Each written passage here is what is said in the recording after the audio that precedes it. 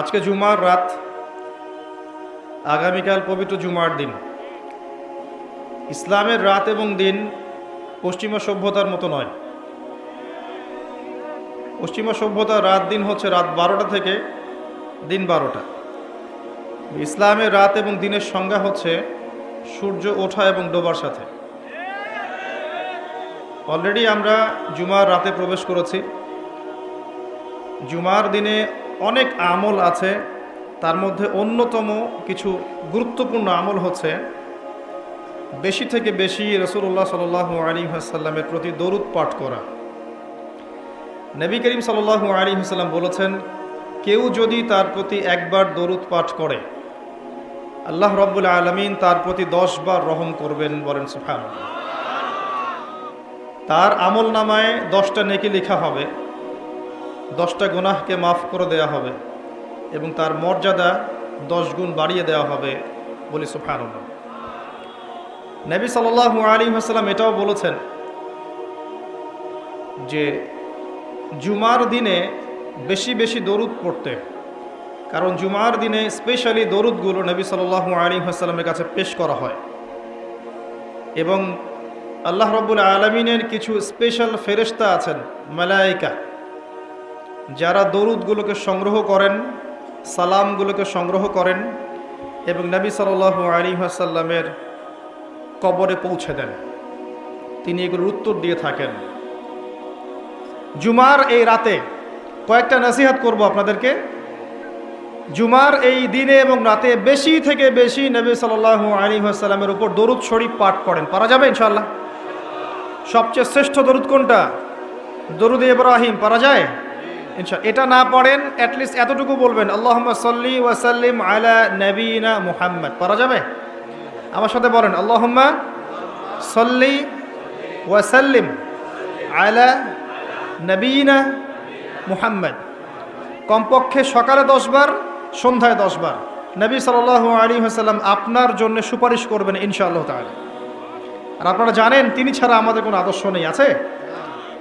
কবরে তাকে দেখানো হবে, হাউজে কাউসারের ধারে তিনি দাঁড়িয়ে থাকবেন পানির পেয়ালা নিয়ে, তিনি সুপারিশ করবেন এই উম্মতের কবিরা গুনাহগারদের জন্য। তাই আমাদের উপর হক হচ্ছে, ওয়াজিব হচ্ছে, আমরা সবাই নবী সাল্লাল্লাহু আলাইহি ওয়াসাল্লামের সুন্নাহ মাফিক চলবো। পারা যায় ইনশাআল্লাহ?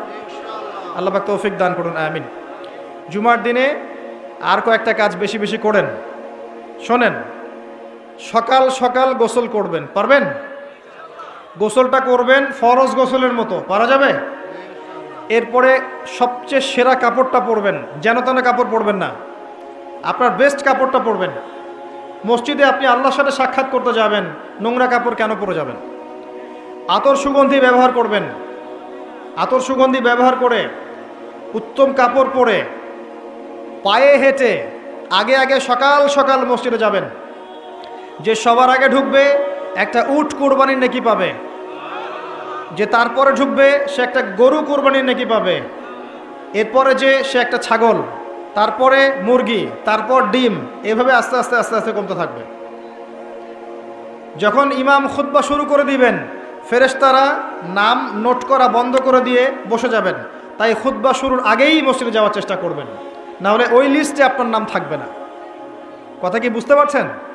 খুতবা শুরু হলে ফেরেশতারা এই মসজিদের দরজা থেকে খাতা গুটিয়ে খুতবা শুনতে বসে পড়েন। আর এগুলো আপনি চোখে দেখতে পারবেন না। আর সায়েন্স আমাদেরকে যা শিখিয়েছে, যা চোখে যেটা দেখা যায় না সেটার কোনো অস্তিত্ব নাই। এবং ইমামের কাছাকাছি বসলো, খুতবা মনোযোগের সাথে শুনলো, কাউকে কষ্ট দিল না এবং কারোর সাথে টু শব্দ পর্যন্ত করলো না। কেউ পাশে কথা বললে সে বলল না চুপ করো, এতটুকু বলল না। ইমামের সাথে নামাজ শেষ করলো, সালাম ফিরালো। আল্লাহর নবী মুহাম্মদ সাল্লাল্লাহু আলাইহি ওয়াসাল্লাম বলছেন, এই ব্যক্তির আমল নামায় প্রত্যেক পদক্ষেপের বিনিময়ে 1 বছরের নামাজ, 1 বছরের রোজার নেকি দেওয়া হবে। এই কাজটা আমরা সহজেই করতে পারি আজকে। আর 2টা কাজ বলে শেষ করছি। 1, জুমার দিন একটা সময় আছে যেই সময় দোয়া কবুল হয়। দোয়া যেটাই করবেন সেটাই কবুল ইনশাআল্লাহ, যদি আপনার রিজিকটা হালাল হয়। যদি আপনার রিজিকটা হালাল হয়, আকীদায় শিরক না থাকে, আমলে বেদাত না থাকে, ইনশাআল্লাহ কবুল। সময়টা হচ্ছে ইমাম খুতবা শুরু করার পর থেকে সালাম ফেরানো পর্যন্ত, এই সংক্ষিপ্ত সময়। আরেকটা বর্ণনা এসেছে সময়টা হচ্ছে আসরের নামাজের পর থেকে মাগরিব পর্যন্ত। দুটা সময়কেই কাজে লাগানোর চেষ্টা করা যাবে, পারা যায়? এই সময়টুকু মূল্যায়ন করার চেষ্টা করি। আল্লাহ পাক তৌফিক দান করুন। যা চাওয়ার, ব্যক্তিগত, পরিবারের, সমাজের, রাষ্ট্রের যা চাওয়ার চেয়ে নেন, ইনশাল্লাহ কবুল হয়ে যাবে। আরেকটা নসিহত, জুমার দিনে এই বইটা খুলেন, এই কিতাবটা খুলেন। কি নাম এই কিতাবের নাম? কি? এখানে একটা সূরা আছে। কত নম্বর সূরা? 18 নম্বর সূরা। মাশাআল্লাহ। সূরা কাহফ জুমার দিনে তেলাওয়াত করেন, এক জুমা থেকে আরেক জুমা পর্যন্ত আল্লাহ পাক আপনার জীবনটাকে ঈমানের নূর দিয়ে ভরে দেবেন ইনশাআল্লাহ। আর এইটাই সেই সূরা, যেই সূরা আপনাকে মসিহুদ দাজ্জাল থেকে বাঁচাবে। পৃথিবীতে যত ফিতনা চলছে এবং চলে গেছে, সবগুলোকে যদি একত্রিত করা হয়, দাজ্জালের ফিতনা সমান হবে না। আমি মনে বুঝাতে পারলাম না। অর্থনৈতিক ফিতনা, পলিটিক্যাল ফিতনা, সামাজিক ফিতনা, পারিবারিক ফিতনা, যত ফিতনা আছে, যত ফাসাদ, করাপশন, অন্যায়, অত্যাচার, জুলুম, এগুলোকে এক জায়গায় করলেও দাজ্জালের ফিতনা সমান হবে না। সেই মহা ফিতনা থেকে আপনাকে বাঁচাবে ওনলি একটা সূরা, তার নাম সূরাতুল কাহফ। কেন বাঁচাবে এটা আপনি এই সূরা পড়লেই বুঝতে পারবেন। আমি কিছু টিপস বলে দিচ্ছি। সূরাটার প্রথম 10 এবং শেষ 10 আয়াত মুখস্থ করবেন, পারবেন? আজকেই চেষ্টা করেন, আগামীকালকের মধ্যেই শেষ করে ফেলেন। পড়া যাবে? অ্যাটলিস্ট প্রথম 10টা আয়াত। আলহামদুলিল্লাহিল্লাযী আনজালা আলা আবদিহিল কিতাব ওয়া লাম ইয়াজআল লাহু ইওয়াজা, এখান থেকে শুরু করে আম হাসিবতা আন্না আসহাবাল কাহফি ওয়ার রাকিম কানু মিন আয়াতিনা আজাবা ইয আওয়াল ফিতয়াতু ইলাল কাহফি ফাকালু রাব্বানা আতিনা মিন লাদুনকা রাহমাহ ওয়া হাইয়্ লানা মিন আমরিনা রাশাদা, এই পর্যন্ত। পারা যাবে? পারবেন না? গলার সাউন্ড নাই কেন? জীবনে তো শরৎচন্দ্র পড়েছেন, বঙ্কিমচন্দ্র পড়েছেন, রবীন্দ্রনাথ পড়েছেন, নজরুল পড়েছেন, মাশাআল্লাহ।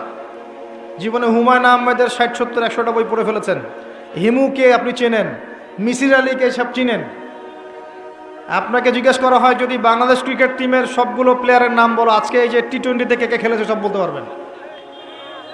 জিজ্ঞেস করা হয় যে বাংলাদেশের ফিল্ম ইন্ডাস্ট্রিতে কী জানি চলছে, ফেসবুকে ঢুকলেই খালি এদের ছবি দেখা যায়, মনে হচ্ছে এরা বিশ্বের সবচেয়ে ইম্পর্টেন্ট কাজটা করছে। ভাবখানে এমন সারা বিশ্ব উল্টায় ফেলাবে একেবারে। অত্যাচারে ফেসবুকে ঢোকা যায় না, কি যে করছে আল্লাহ ভালো জানে। আর মানুষ এগুলো নিয়ে এত মত্ত। আল্লাহর কাছে কি দাম আছে তোমাদের? 5 ওয়াক্ত নামাজ পড়ো না, কোরআন তেলাওয়াত করতে পারো না, আল্লাহর হুকুম আহকামের পরোয়া করো না, পর্দার ধার ধারো না। আল্লাহর কাছে তোমার মূল্য কি সেটা চিন্তা করো। মানুষের কাছে মূল্য দিয়ে কি করবা?